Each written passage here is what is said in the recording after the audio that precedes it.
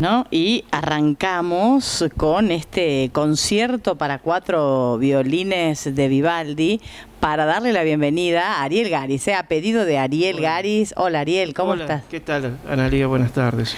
Bueno, tu propuesta empezó con música Empezamos clásica. con barroco italiano, Antonio Vivaldi, el concierto para 4 violines en si menor, ¿no? Una serie de conciertos de Vivaldi que fueron escritos en el siglo XVIII, ¿no?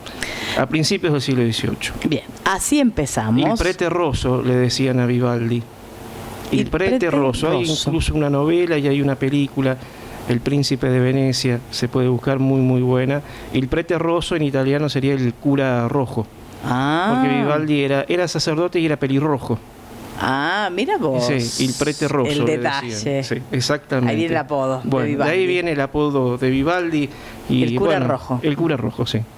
Bueno, vamos a empezar. Me gustaría empezar por novedades que tenés vos, porque bueno, el miércoles pasado no viniste, porque viajaste a Buenos Aires, ¿no? No, sí, tenía una entrevista, bueno, tenía muchas cosas que hacer, incluso una conferencia sobre Kierkegaard. Y bueno, y una entrevista que le realicé al escritor, periodista Cristian Vitale, periodista de Página 12, hace Crónicas de Rock allí.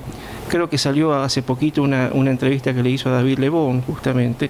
Bueno, pero yo le entrevisté no por rock, sino por un libro que escribió, que aquí lo tengo, San Martín, Rosas, Perón, Orígenes, Mutaciones y Persistencias de una trilogía nacional. Bueno, el subtítulo es largo, lo dice, resume prácticamente todo el libro. Muy interesante. Bueno, Vitale me lo dedicó acá. Ah, qué lindo, sí. qué lindo, a ver. Y estuvimos tomando un café ahí en la redacción de Página 12 y hablando sobre el libro, sobre su investigación, porque maneja muy muy bien la bibliografía, ¿no? San Martín, Rosas y Perón, entonces. San Martín, Rosas y Perón. Bueno, leo de nuevo el subtítulo: Orígenes, Mutaciones, pero Persistencias, ¿no? De una trilogía nacional. Mira vos. Acá lo que se intenta ver es una línea de continuidad entre los 3 personajes históricos, sobre todo lo que tiene que ver con la esencia del ser nacional, pero fundamentalmente con la política económica que Argentina debía tener, ¿no? Entonces, el revisionismo histórico, el nacionalismo, también el nacionalismo de derecha, aunque se divide entre peronista y antiperonista, es más bien antiperonista, pero el nacionalismo de izquierda, ¿no es cierto?, ve una línea de continuidad entre los 3 personajes que acabamos de mencionar, sobre todo por la política económica. Bueno, San Martín es el gran prócer dentro del Panteón Nacional, y San Martín, que no rechazó, nunca tuvo un puesto político más allá que de gobernador de Cuyo, ¿no? Pero era para armar el ejército de los Andes, con una función netamente militar, ya que San Martín no tenía una ambición u un objetivo político, como sí Bolívar los tenía. Pero San Martín sí pensaba política y escribió mucho sobre política, ¿no? Porque una cosa no significa no tener ambiciones políticas, no significa no conocer sobre política y no inmiscuirse en temas políticos. Y San Martín escribió muchísimas cartas a Rosas, mantuvieron una correspondencia muy muy fructífera y muy muy interesante. Entre ambos, cuando Rosas era el supremo, era el gobernador el gobernador, sí, de Buenos Aires y, bueno, el líder de la Confederación Argentina. Y las cartas estaban dirigidas en torno a la economía que el país debía tener. San Martín siempre aprobó la política económica de Rosas. Eso no lo convierte directamente en rosista, ya que San Martín también se quejó mucho de el carácter personal de Rosas, autoritario, un hombre difícil de entrarle, pero Rosas siempre le tuvo una profunda admiración y un gran respeto. A tal punto fue la relación amistosa que tuvieron que, bueno, San Martín le legó su sable, ¿no? Después de la batalla de la Vuelta de Obligado en el 1845, San Martín decidió legarle ese sable y en 1850, cuando el Libertador falleció en Boulogne-sur-Mer, en Francia, el sable recayó en manos de Rosas. El famoso sable corvo. Bien, así que ahí está. Fue una cuestión simbólica, porque San Martín siempre dijo que él no iba a desenvainar su espada para la lucha entre hermanos. Sin embargo, la desenvainó simbólicamente. Bueno, simbólicamente la desenvainó, se puso del lado de Rosas, ¿no es cierto? Sobre todo defendiéndolo ante la agresión de Francia e Inglaterra.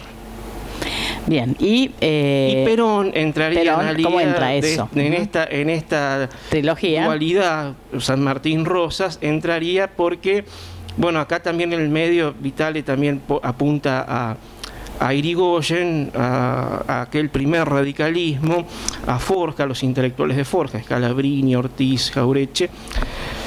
Ahí tenés el origen del nacionalismo populista.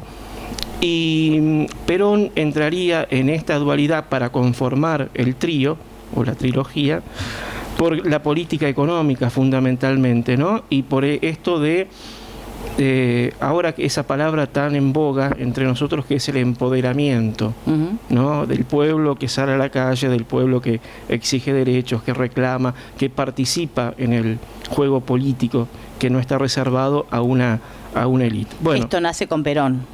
Y esto, algunos historiadores como Vitale lo ven en el origen de esto, lo ven a Rosas.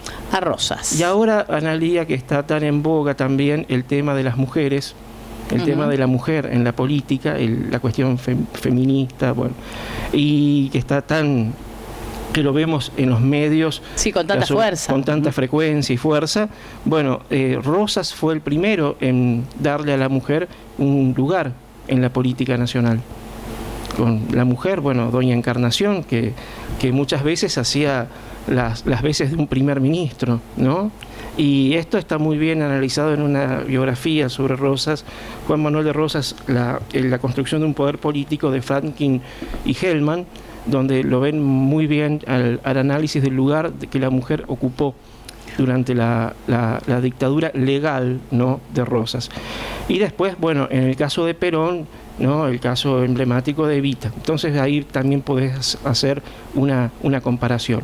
El propio Perón siempre dijo que a él le gustaría que lo inscribieran en esa línea, ¿no?, en la línea de Rosas, de los caudillos federales, de Irigoyen incluso. Sí, una vez pasamos un audio acá que vos nos una vez habíamos pasado un audio donde él hablaba que él venía de esa línea, ¿no? Exactamente. De San Martín y de Rosas, como sí, siguiendo esa línea nacional. Vos dijiste como de soslayo, ¿sí?, o al pasar, que los populismos nacen del radicalismo, con Irigoyen. Bueno, Sarmiento, cuando tiene que ver la dictadura de Rosas en el Facundo, dice, bueno, ahí carga sus tintas, como ya dijimos en más de una oportunidad, sobre el régimen rosista, pero él dice, hay que hacer honor a la verdad, dice Sarmiento directamente, nunca un gobierno tuvo tanto apoyo popular. De ahí el gran dilema que el liberalismo en Argentina siempre tuvo, que es que adopta todo el dogma liberal, socialista, europeo, menos el sufragio universal. Porque claro, si le dan el voto al pueblo, el pueblo no vota al liberalismo, vota a los caudillos, votaba Rosas.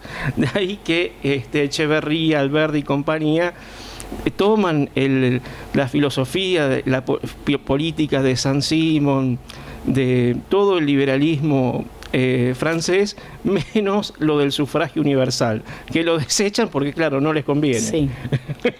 Bueno. Es una de las contradicciones de nuestro liberalismo, ¿no? Bueno, y los personajes del liberalismo argentino, ¿no?, gozan de muy, muy buena reputación, porque justamente ellos fueron los que escribieron nuestra historia.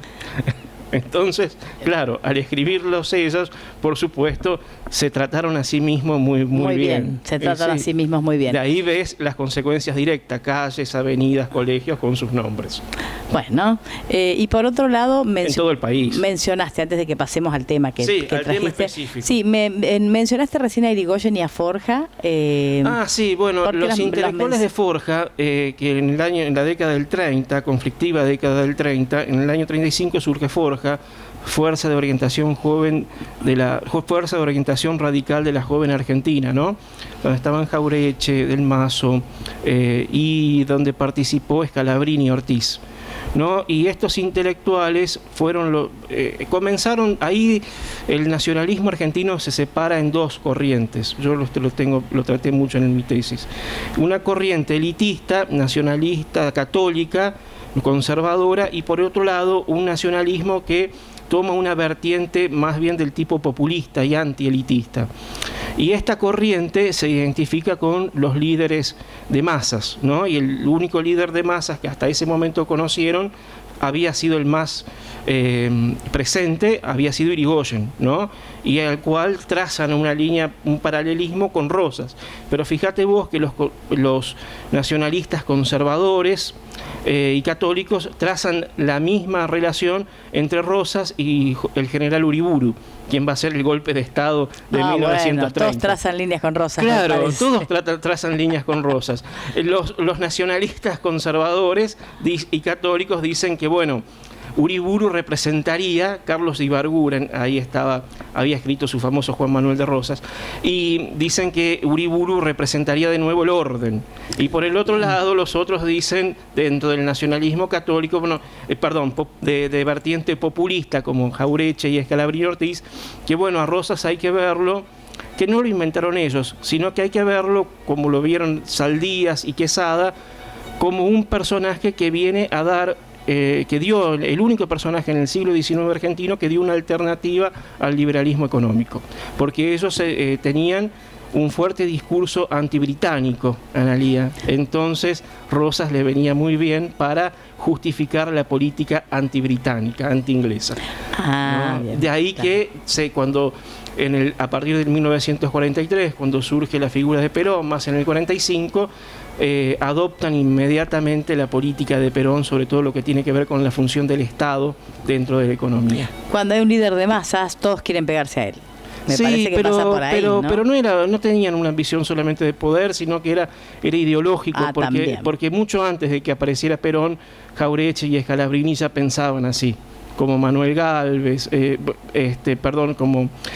Manuel Ugarte, en su momento, que ya lo habíamos tratado. Me refería a que todas las líneas se identifican de algún modo también hasta los conservadores, entonces por eso te decía que la historia se puede manipular. Eso, claro, un poco también. Pero hay una línea directa, que no solo Cristian Vitale la toma, sino que está apuntada en la gran bibliografía, en la mayoría de la bibliografía de corrientes nacionalistas. Bien.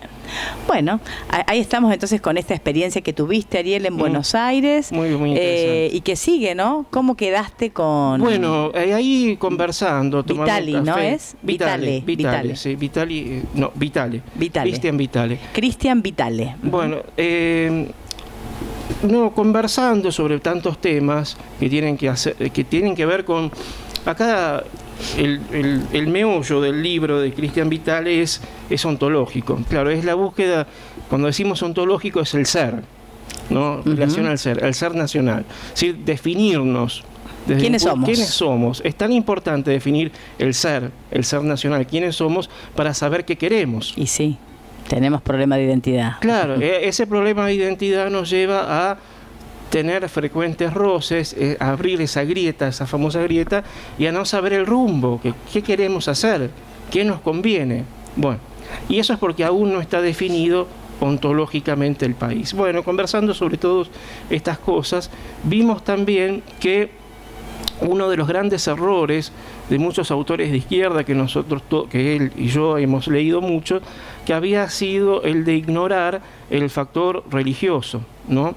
De ningunear siempre la cuestión religiosa, y que fue un gran error, porque podríamos haber trazado líneas en común entre el pensamiento nacional, ¿no es cierto?, y un gran sector de la Iglesia. Rosas tuvo en su momento gran apoyo por parte de la Iglesia, todo el apoyo, porque el liberalismo se concebía como anticlerical. Perón lo mismo, Perón accede al poder con todo el apoyo de la Iglesia, después termina todo mal en su relación. Entonces hablábamos sobre esos temas. Hay interesantes trabajos de Roberto Di Stefano y Lori Sanata. Escribe mucho en La Nación, Sanata, y es un historiador de Bolonia, un historiador italiano especializado en la historia de la Iglesia en Argentina. Las relaciones entre Iglesia y política, entre religión y política. Y de tanto hablando de estos temas, surgió una idea en común, que es la de trazar un pequeño artículo o ensayo en el cual estoy trabajando, que es una guerra, anunciar una guerra, que ya está anunciada, que la estamos viendo, pero habría que decirle al público que estamos presenciando de nuevo una guerra, que no es tan novedosa, digamos, que ya tiene sus orígenes en los años 60 y 70, pero que de alguna forma parece que aún no terminó y persisten las querellas. Una guerra de teologías. Bien, es una guerra distinta de las... O sea, y aquí pasamos al tema específico que nos convoca esta tarde. Bueno, a ver Ariel, con ese título, bueno, Guerra de Teologías. Bueno, parece muy fuerte, pero... Parece fuerte, y es ya fuerte, lo creo. Y es fuerte, como la realidad.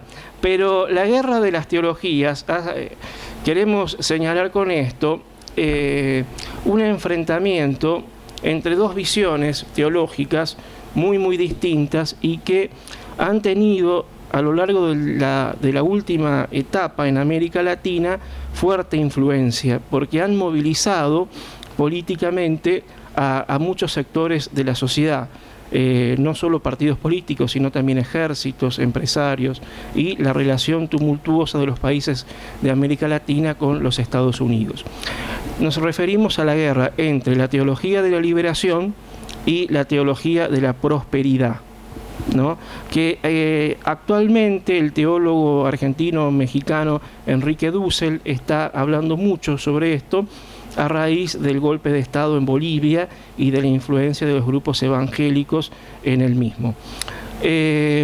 La guerra de teologías, para precisar bien el enfrentamiento o el choque entre estas dos corrientes del pensamiento cristiano, habría que definirlas, ¿no es cierto? ¿Qué te parece primero? Me parece perfecto, porque que empecemos con definiciones claras. Hemos anunciado la guerra. Guerra de teologías, y dos corrientes dentro del cristianismo, pero habría que precisar un poco a qué nos referimos. Teología de la liberación y teología de la prosperidad. De la prosperidad, bueno, o prosperity gospel, que le dicen los norteamericanos. Bueno, vamos primero por partes. Vamos a analizar o tratar de definir en pocos minutos qué significa la teología de la liberación. Concluida la Segunda Guerra Mundial, el mundo estaba convulsionado. Hubo 4 experiencias, podemos decir, en la primera mitad del siglo XX, del siglo pasado. Parece mentira decir el siglo XX como siglo pasado, ¿no? Sí, nosotros nos sentimos un poco mal porque cuando yo escucho siglo pasado me parece el siglo XIX. Nos tocó el cambio de siglo. Pero no, ahora cuando decimos siglo pasado es el siglo XX. Sí, totalmente, a mí me pasa siempre, porque además nosotros hasta nos formamos en el siglo XX, estudiamos en el siglo XX y realmente... somos personas del siglo XX. Somos personas del siglo XX, pero bueno, estamos en el XXI y nos estamos tratando de adaptar al XXI. Del siglo XX cambalache, ¿no? Y problemático y febril. Hay que ver cómo se define el 21. Habría que escribir un tango para definir el 21.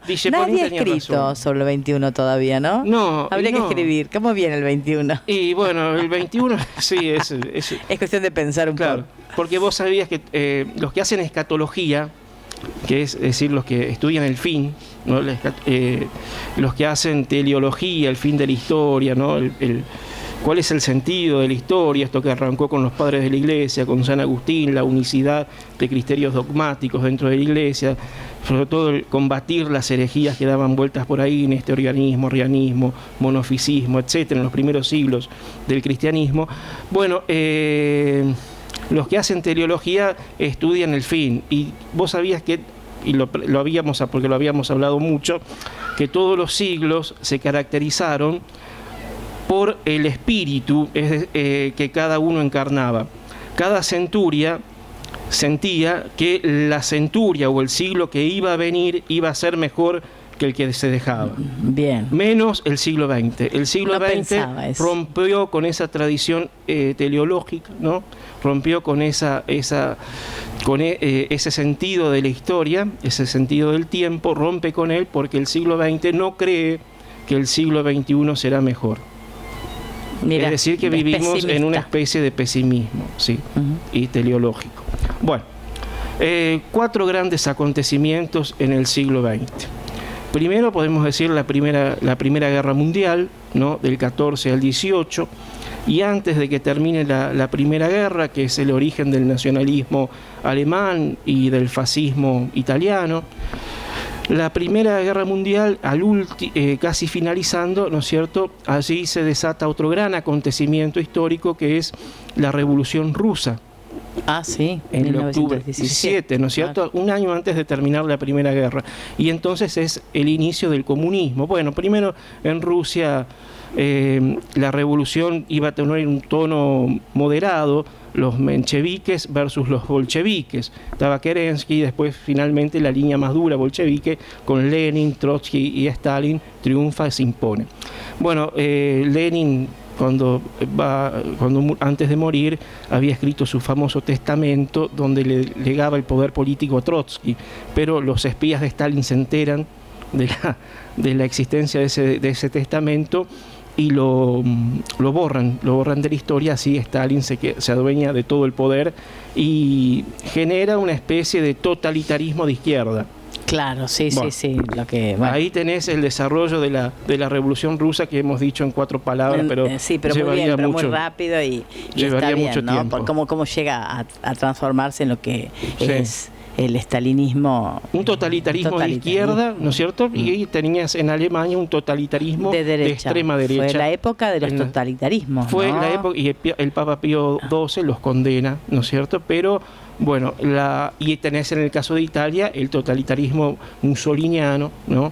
También de derecha. Fíjate vos que Mussolini arrancó con el socialismo, como Hitler, y después se convierte en el líder de los fasci, y de ahí viene fascistas, ¿no? Y España con Franco, o sea, son con fuertes, Franco, ¿no? Los nacionalismos de derecha también. Exactamente, y tenés una especie de dictadura teocrática, ¿no? con Franco en España. Una larga dictadura. Casi 40 años. Casi 40 años, hasta la muerte del generalísimo. Bueno, ya mencionamos 2 acontecimientos, la Primera Guerra Mundial, la Revolución Rusa. El tercer acontecimiento es 1929, la caída de la bolsa de Nueva York, el Jueves Negro, el crack de la bolsa, que hizo tambalear al sistema capitalista, ¿no? Eso generó una gran crisis económica, surge el keynesianismo para salvar justamente a la economía de muchos países. Argentina lo adopta, ¿no? En la década del 30, y ahí tenés en la política de la década del 30 económica un poco el origen de lo que va a ser después la política económica de Perón. La crisis del 29 es importante porque abre las posibilidades a nuevas corrientes económicas como el keynesianismo, el socialismo, etcétera, y rompe también con este optimismo dentro del sistema capitalista. ¿A dónde nos lleva el sistema capitalista? Bueno, hay muchas corrientes de autores y historiadores franceses de la Escuela de Annales, Bloch, Febvre, que van surgiendo para explicar el desarrollo de la economía, ¿no? La historia económica se transforma ahora en uno de los temas principales para muchos intelectuales en Europa, justamente para prevenir acontecimientos tan funestos como había sido la caída de la bolsa, que arrastró, ¿no?, a todo el mundo, porque todo el mundo tenía relaciones con la bolsa. Ahí los valores se medían y se les ponía precios en el mercado. Bueno, para prevenir males, entonces se buscó estudiar, investigar a la historia económica, la economía. Desde la Edad Media empezaron a estudiar el origen del capitalismo. Y ahí, bueno, nos vamos a detener porque ya vamos a hablar sobre el origen del capitalismo. Algo hemos hablado en otros programas.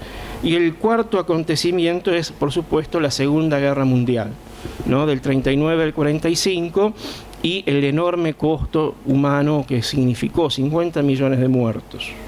Bien, ¿no? Ahí tenemos. A propósito, hay una anécdota que vos mencionaste recién al generalísimo Franco. Cuando Hitler, en Endaia, en Francia fue esto, creo, sí, cuando se entrevistan Hitler y Franco al inicio de la guerra, antes de empezar, Hitler le va a pedir apoyo a Franco, porque tienen mucho en común, ¿no? Sí. Incluso Franco colabora en algo con los alemanes invaden el País Vasco, Guernica, de ahí el famoso cuadro de Picasso. Sí. Y porque probaron las armas, probaron las bombas, mirá vos qué hicieron, ¿no? Probaron cómo reaccionaban las bombas, ¿no? Que van a usar después en la guerra. Eso le permitió Franco a Hitler. Y le permitió a Franco a Hitler, porque claro, el País Vasco había sido muy antifranquista siempre, claro, como Cataluña. De eso persisten los odios. De ahí tenés vos que cada tanto en Barcelona, en Cataluña, surjan los movimientos separatistas, independentistas. Claro, bueno, que viene ya y Franco se ensañó con esas zonas, con esas dos regiones. Sí. Acá habría que hacer una salvedad, una lateralidad. Fíjate vos que la Iglesia Católica en España, tan fuerte en la influencia en esta etapa, apoyó abiertamente a Franco, menos el clero vasco y el clero catalán. Es justamente desde ahí ya viene. Y Franco mandó fusilar varios curas vascos. Y a los obispos, bueno, el Vaticano los salvó. Salvoconducto, pudieron rajarse, pero a los curas vascos la pasaron bastante mal con Franco en la guerra civil.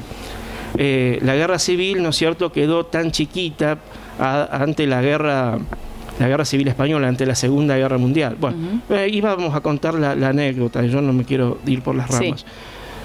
Hitler y Franco están reunidos y Franco se niega a darle apoyo explícito en la guerra, y entre esas discusiones, negociaciones, Franco le preguntó sobre el tema judío, la Shoah y el Holocausto.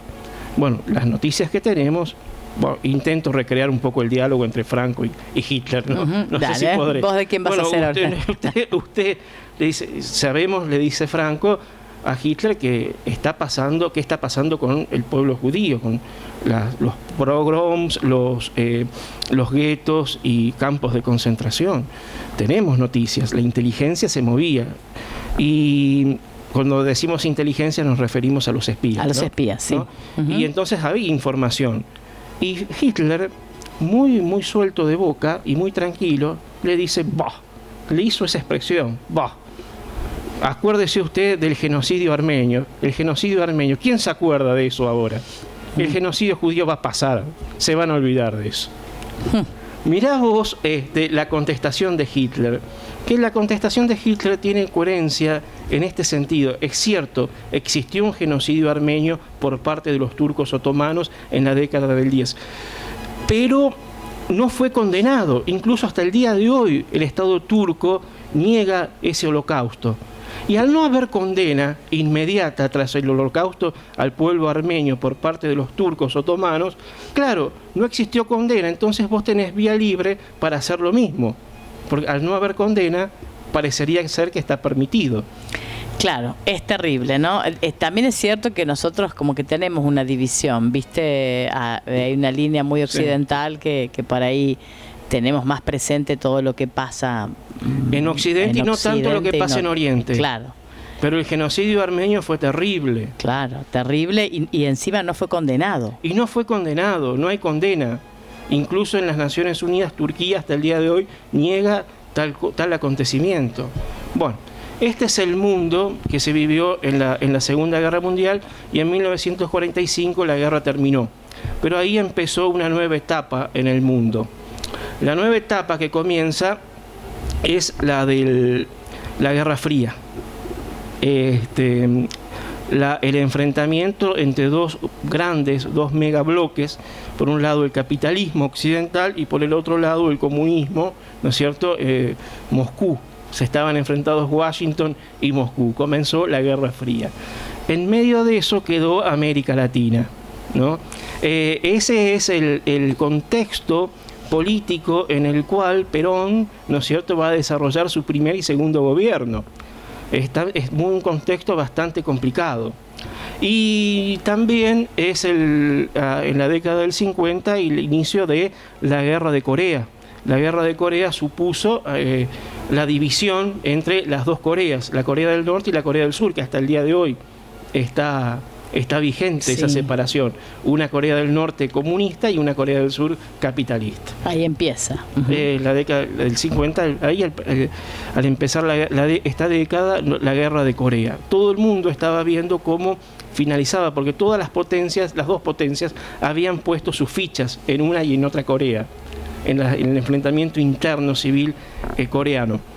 Pero las potencias, tanto Estados Unidos como la URSS, la ex Unión Soviética, no podían participar directamente porque eso suponía el inicio de una tercera guerra mundial. Este es el mundo conflictivo que se vive tras la Segunda Guerra Mundial. Bueno, el Papa Pío XII condenó el comunismo. El Partido Comunista en Italia tenía muchos senadores, el PC italiano. Y acá la gente podría leer, por ejemplo, una novela que antes se leía de Giovanni Guareschi, Don Camilo, muy muy linda. Está contada, toda esta historia que yo estoy diciendo está contada en tono de bromas. Entre un pueblito pasa del Po, cerca del río Po en Italia, entre un alcalde comunista y un cura, el cura del pueblo, y las peleas que tienen. Muy muy interesante, es muy llevadera la novela. Bueno, Pío XII muere y asume Juan XXIII, el Papa Angelo Roncalli, el cardenal Roncalli, Angelo Roncalli. Juan XXIII, en 1959, llama a un concilio, el Concilio Vaticano II.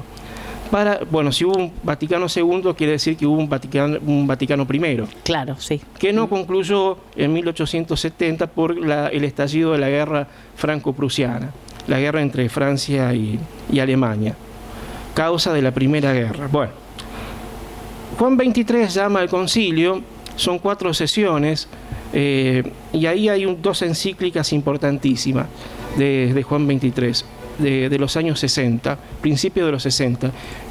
Son Mater et Magister, Madre y Maestra, y la otra que nos interesa, Pacem in Terris, paz en la tierra. Paz en la tierra se refiere justamente a lo que estamos hablando de la Guerra Fría y la crisis de los misiles en 1962 en Cuba, ¿no? Y la crisis de los misiles, que va a ser muchos ven ahí la causa del asesinato de Kennedy, ¿no? Cómo Kennedy falló y retrocedió ante los misiles con los cuales querían invadir Bahía de los Cochinos en Cuba. Bueno, Cuba, ya la revolución cubana había estallado en el 59 y Fidel Castro en la década del 60 ya se volcaba abiertamente hacia el comunismo. Fíjate vos, una revolución, la cubana, que nació nacionalista, después va a terminar siendo comunista. ¿No? Claro, porque la URSS le da un apoyo a Fidel Castro, no lo deja solo, no deja sola a Cuba, y entonces, bueno, Castro se va hacia la URSS, ¿no?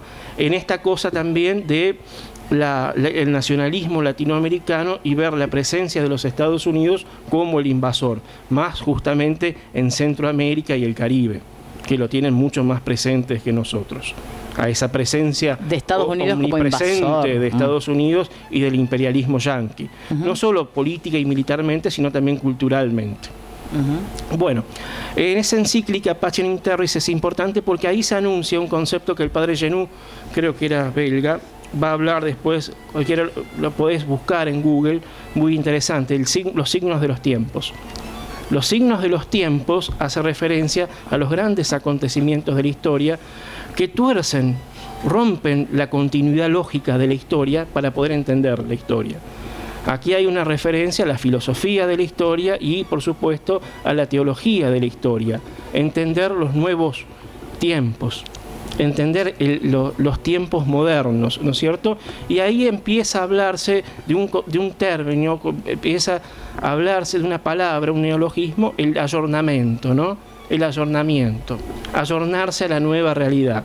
Entonces Juan XXIII tiene presente esta corriente y el Vaticano II tiene este objetivo, ayornar a la Iglesia a los cambios. A los cambios, bien. A los cambios, a los nuevos cambios. Que corren. Bueno, Juan XXIII muere al principio de los 60 y no concluye el Vaticano II, sino que los concluye su sucesor Pablo VI, el cardenal Montini. ¿Por qué es importante rescatar el contexto histórico y el Vaticano II? Que ahora el Papa Francisco tanto habla del Vaticano II. Sí.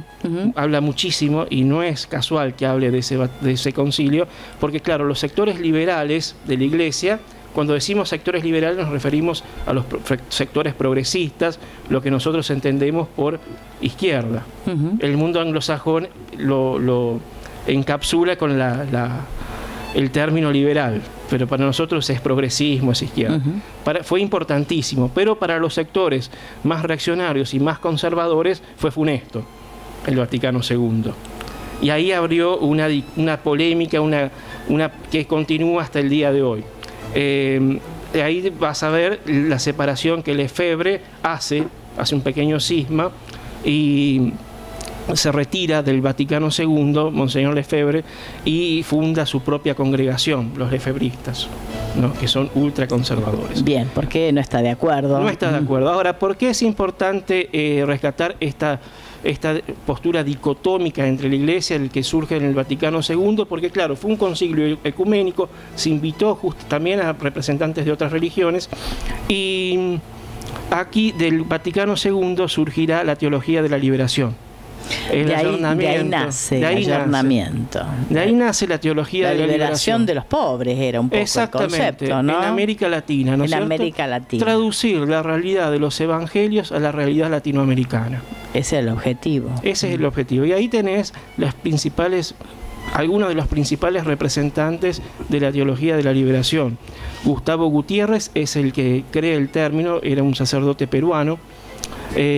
Leonardo Boff en Brasil, Camilo Torres, que va a terminar muy trágicamente en Colombia, García en el sur de México, y en Argentina tenés el emblemático caso del padre Carlos Mujica. Claro, ellos son todos sacerdotes de la teología de la liberación. De la liberación, surge la teología de la liberación, y de este gran movimiento teológico van a surgir los curas tercermundistas, los curas obreros, etc. Rescatar la figura del Cristo de los evangelios, del Cristo y el acercamiento a los pobres en el evangelio. Bien. ¿No? Cristo se muestra su rostro más atento, más agradable hacia los pobres, ¿no? Y un poco en contraste con esa iglesia opulenta, rica, surgida, ¿no es cierto?, luego de que Constantino en los primeros siglos, en el siglo III, la oficializara, como terminara las persecuciones a los cristianos, y se asume la relación de la Iglesia con el poder político, ¿no? Relación entre Iglesia y poder político, ¿no? A veces confluyeron en acontecimientos, en esto de olvidar, dice la teología de la liberación, claro, se olvidaron de la cuestión social que la Iglesia debía tener, ¿no? Tanto acercarnos al poder, tanto estatal, ¿no? Una cosa como Constantino ahí en los primeros siglos del cristianismo, ¿no? Y la Iglesia que se vincula, como muchos hacen esta comparación entre el emperador romano y el Papa, ¿no? Como una continuidad. Claro. Príncipes de la Iglesia y todo lo que tiene que ver. Entonces, brindar claro, están estos dos polos, digamos, están muy cerca del poder. Claro, hay dos iglesias. Una que está muy cerca del poder y otra que quiere estar cerca de los pobres. De los pobres. Pero acá muchos le han llamado un mesianismo materialista, porque bueno, no se entra ahí, los críticos de la teología de la liberación, algunos muy fuertes, hablan de herejías, otros no, sino que hacen hincapié en esta relación que la teología de la liberación tiene con el marxismo. Claro, lo que pasa es que cuando vos decís que ellos lo aplican a Latinoamérica, me hizo acordar inmediatamente, se me cruzó la imagen, no sé si vos viste La vida del Che, que es un documental que dura como 3 horas, pero bueno, ahí se ve claramente cuando él con su moto recorre Latinoamérica y él ve, o sea, son imágenes documentales, ¿no? Estos campesinos con la espalda doblada de tanto cargar peso y de trabajar prácticamente de una manera esclava, y él dice, bueno, hay que liberar a esta gente, no pueden vivir así. O sea, un poco me parece que pueden compartir esto de la mirada de la liberación del pueblo latinoamericano de la opresión. Exactamente, de la opresión, la sensibilidad ante el pobre, ante el que está sufriendo la opresión de un poder, tanto político y como económico, ¿no? Las penurias económicas, ¿no? Y se comparte mucho de esta visión, ¿no? Y entonces hacen esta comparación entre los evangelios y esta mirada que la izquierda tiene acerca de la liberación de los más pobres. Claro, hay una diferencia claramente, ¿no? Que la izquierda es materialista, no cree en Dios, digamos, no. Mientras que, bueno, la teología de la liberación lo hace desde una inspiración divina o desde, no sé cómo llamarlo, porque... Sí, hay un mesianismo al punto tal que el cardenal en Nicaragua, ¿no es cierto?, funda una corriente como un marxismo cristiano, ¿no? Hay un diálogo, que habíamos hablado en un programa anterior, entre el catolicismo y el marxismo. Había un diálogo en la década del 60 y del 70, se comparte esta visión, esta empatía hacia el que más sufre, al que menos tiene, y aparentemente su vida no se va a poder desenvolver y no va a poder liberarse de esa opresión. La idea es poder liberarlo para después poder evangelizar. Porque primero la persona siente hambre, ahí tenés un problema material. Claro. Sí. Después viene la etapa de la salvación, o si vos querés, toda la etapa que tiene que ver con la misión religiosa que la iglesia debe tener. Pero primero hay una necesidad inmediata, que es el hambre, el techo, etcétera. Realidades materiales. En eso coinciden. Eso coinciden en esa primera etapa. Y esto es muy interesante porque la teología de la liberación va teniendo en América Latina cada vez mayor y mayor desenvolvimiento. En el caso de Argentina, bien tiene razón Enrique Dussel cuando analiza el caso argentino, y es atípico a todo el continente, porque en el continente son voces como aisladas. Leonardo Boff en Brasil, Gutiérrez en Perú, etc. En el caso de Argentina, los curas tercermundistas tienen sí, un movimiento populista político en el cual tienen cabida, que es el peronismo.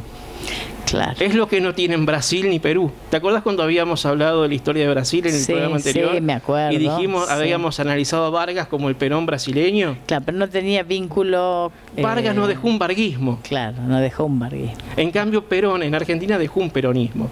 Cárdenas en México no dejó un cardenismo. Ibáñez en Chile no deja un ibañismo, para decir cosas así, ¿no? Pero Perón deja un legado, deja un peronismo. Entonces, bueno, Perón vivía en esta época, ¿no? Y Perón tenía una relación muy, muy cálida con el padre Mujica y con los curas tercermundistas. Es decir, la teología de la liberación en Argentina tiene un espacio político en el cual es bienvenida, y hay un diálogo entre la teología de la liberación, el peronismo y la izquierda. En el resto de América, la teología de la liberación tiene que arrimarse a movimientos comunistas, y ahí no es siempre bien aceptada, ¿no? Por eso son voces más bien que quedaron aisladas. Esa es la diferencia. Claro, por eso tiene tanto la importancia de la vigencia del desarrollo en Argentina, sí, ¿no? Claro. Monseñor Angelelli. Monseñor Angelelli, y por ejemplo uno de los casos más emblemáticos en El Salvador, Arnulfo Romero, ¿no? Que lo va a matar la CIA. La CIA lo mandó matar, no lo mataron, no lo mató la subversión, lo mandó matar la CIA. Incluso ya está identificado el sicario que utilizaron para asesinar a Monseñor Romero en El Salvador. Voces, bueno, muchos dicen que no estaba ligado a la teología de la liberación, otros dicen que sí, pero es muy parecido el planteo que hace, ¿no? La opción por los pobres, la opción preferencial por los pobres, porque Jesús justamente, entienden en los evangelios, en la exégesis, en la interpretación de los textos bíblicos, Jesús se acercó al pobre, Jesús habló con los pobres, y Jesús habló a los pobres. La iglesia después, en los primeros siglos del cristianismo, es como que se aleja de esta mirada social y se acerca más bien al poder. Bueno, en el Antiguo Testamento también vos tenés la idea, ¿no es cierto? Hay un pueblo esclavizado en Egipto, el pueblo judío está cautivo del faraón, ¿no? Y Moisés que viene a liberarlos.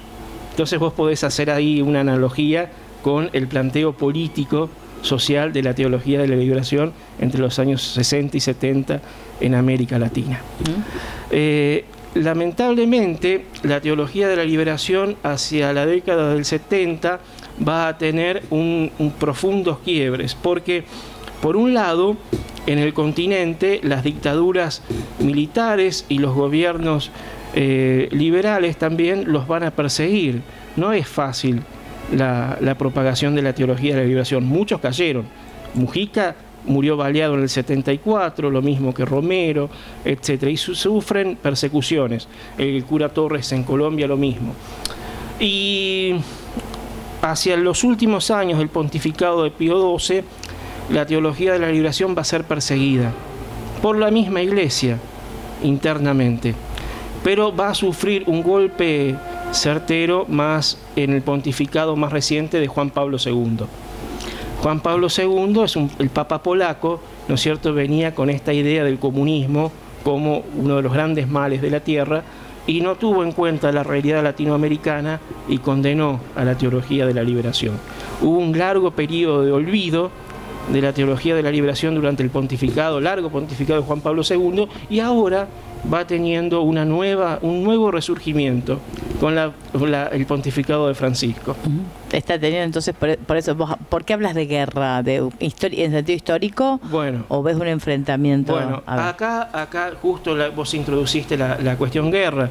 Yo no me refería a la guerra interna dentro de la Iglesia, y acá podemos hablar, sí, del otro tema que nos ocupó para esta tarde, que es la teología de la prosperidad. La teología de la prosperidad, que nosotros la vemos desde este punto, el enfrentamiento con la teología de la prosperidad, la antítesis. La teología de la prosperidad es un movimiento del neopentecostalismo, ¿no? Es decir, es un movimiento del evangelismo tardío, más moderno, y que hace referencia al American Dream, ¿no?, al sueño americano. Viste que existe el modo de vida americano, ¿no?, el estilo de vida americano, del cual, por ejemplo, Donald Trump ahora tanto habla, ¿no? Nuestro modo de vida. Bueno, ¿a qué hace referencia esto? Al bienestar, a la prosperidad individual, a gozar de una perfecta salud, de un bienestar económico, de un buen pasar, ¿no es cierto?, en el cual se adivina la gracia. La gracia, es decir, el regalo, los dones de la divinidad, se vuelcan hacia el fiel, ¿no es cierto?, en ese sentido. Dios te da felicidad por ser un buen fiel, por ir a la iglesia, por portarte bien, y te devuelve esa fidelidad, ¿no?, en el bienestar económico, materialista. Esto de Estados Unidos, ¿no es cierto?, en el principio del siglo XX, que decían muchos, 200 millones de habitantes y $1 millón para cada uno, ¿no es cierto? Y por eso arrastró a tantos inmigrantes, contingentes y contingentes. Claro. Eso es el país de las grandes oportunidades, ¿no? Que después la realidad no fue tan así. O sea que la teología de la prosperidad vos la asociás con el evangelismo, la religión evangélica, digamos, surge de ahí. Más que, y la teología de la liberación surge de ahí. Bueno, surge de ahí porque parte de la Iglesia Católica. Dijimos que la teología de la liberación, ¿no es cierto?, viene a, de alguna forma, unirse, porque con el marxismo y con la izquierda y con los populismos, los nacionalismos populistas, ¿no?, tienen una ligazón, ¿no?, una unión natural entre los pobres y la Iglesia. Y lamentablemente en los sectores más conservadores de la Iglesia esto no se ve así, lamentablemente, porque han sufrido influencias incluso también de sectores evangélicos. Esto hay que decirlo porque la Iglesia Católica se protestantizó de alguna forma. Si no, tanta crítica al Papa Francisco parecen ser Lutero ya en el siglo XVI, o Calvino, los que le decían al Papa el anticristo, ¿no? Es una protestantización dentro de las filas católicas. Bueno, lo mismo que la teología de la liberación busca el acercamiento hacia las políticas de izquierda, a la ideología de izquierda, para justificarlas, ¿no?, justamente por esto de liberar al hombre de la opresión, de sacarlo de una dura realidad social y económica. La teología de la prosperidad viene a justificar el neoliberalismo. Ah, mira vos. O sea lo mismo que la teología de la liberación hace con el marxismo, la teología de la prosperidad lo hace con el neoliberalismo. ¿No es cierto? O esta suerte de individualismo radical, ¿no es cierto?, del sálvese quien pueda, y de que me importa muy poco el dolor o las penas, las penurias, el oprobio del otro, ¿no? La idea es pedirle a Dios, por eso se habla mucho de la relación carismática de los líderes de la teología de la prosperidad, con esta cosa de pedir siempre el bienestar personal, como que Dios siempre tiene que satisfacer mis deseos claro, y lo que yo quiero, y lo que yo quiero, de ahí prosperidad. Y esto del individualismo, lo que yo necesito, lo que yo quiero, lo que mágicamente se me tiene que dar, debe estar justificado de alguna forma teológicamente, y está justificado a través de la teología de la prosperidad. Ambas corrientes, ¿no es cierto?, chocan en América. Justamente la teología de la prosperidad está financiada desde los Estados Unidos con las cadenas, por ejemplo, para Pare de Sufrir, todo este tipo de cosas. Claro, que ponen tanto dinero así. Tanto dinero masivo en los canales de televisión. En los canales de televisión. Y en los años 60 empieza a darse su llegada al continente, y a nuestro continente y a nuestro país. En los años 70 comienzan a proliferar, ¿no?